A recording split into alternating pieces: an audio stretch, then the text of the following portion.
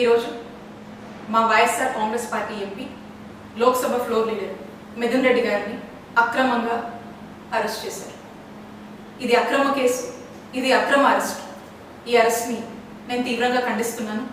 YSR Congress party తీవ్రంగా ఖండిస్తోంది. ఎటువంటి ఆధారాలు లేకుండా బిల్డప్ నెరేటివ్స్తో, కుక్డ్ స్టోరీస్తో వాటన్నిటినీ బేస్ చేసుకొని ఈ అక్రమ కేసుని మిథున్ రెడ్డి గారి మీద కట్టి మరి ఈ రోజున అరెస్ట్ చేశారు.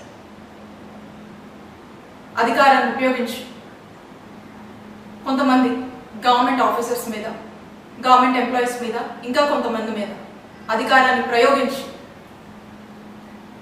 వాళ్ళని భయపెట్టి, బెదిరించి, తిట్టి, అవసరమైతే కొట్టి, ఆశ చూపించి ఫ్యాబ్రికేటెడ్ స్టేట్మెంట్స్ని వాళ్ళ దగ్గర తీసుకొని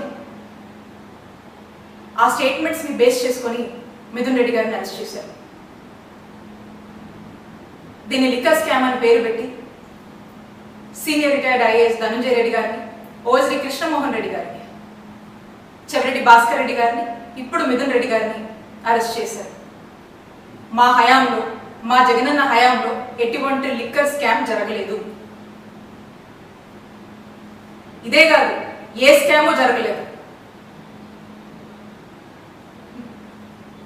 ప్రజల్లో లిక్కర్ కన్జంప్షన్ని తగ్గించి గతంలో కన్నా ప్రభుత్వ ఆదాయాన్ని నిలబెడుతూ, ప్రభుత్వ ఆదాయాన్ని పెంచి ఈ రెండింటినీ బ్యాలెన్స్ చేస్తూ కావాల్సినటువంటి మెజర్స్ తీసుకొచ్చినటువంటి పాలసీయే జగనన్న హయాంలో ఉన్నటువంటి లిక్కర్ పాలసీ. మేము దాన్ని చాలా ట్రాన్స్పరెంట్గా జగనన్న హయాంలో ఈ పాలసీని అమలు చేయడం జరిగింది. మీరు అంటున్నారు కదా లిక్కర్ స్కాము అది ఇదని. అసలు వాస్తవంగా లిక్కర్ స్కామ్ ఎప్పుడు జరిగిందో చెప్పనా?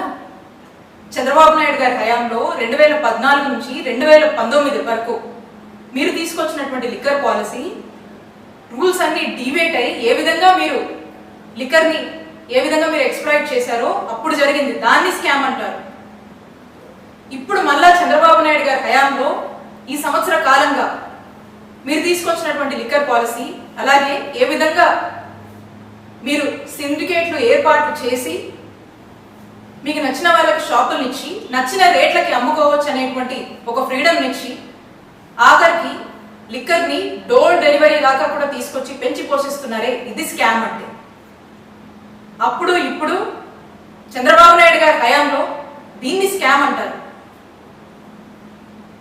వీళ్ళు స్కామ్ చేస్తూ మా జగనన్న హయాంలో లిక్కర్ స్కామ్ జరిగిందని మా వైఎస్ఆర్ కాంగ్రెస్ పార్టీ వాళ్ళని టార్గెట్ చేసి అక్రమంగా కేసులు పెట్టి, అక్రమంగా అరెస్టు చేసి, అక్రమంగా జైలు పాలు చేస్తూ ఉన్నారు.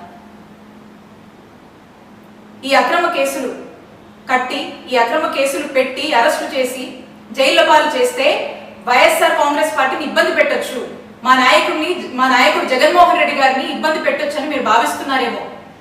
మీరు ఎన్ని ఇబ్బందులు పెట్టినా మేము ధైర్యంగా నిలబడతాము, ఎదుర్కొంటాము. వైఎస్ఆర్ కాంగ్రెస్ పార్టీ ప్రజల కోసం పోరాడుతూనే ఉంటుంది. మా నాయకుడు జగన్మోహన్ రెడ్డి గారు ప్రజల పక్షాన నిరంతరం పోరాడుతూనే ఉంటారు. మేము మీకు స్పష్టం చేస్తుంది ఒక్కటే, వైఎస్ఆర్ కాంగ్రెస్ పార్టీ అదరదు, బెదరదు.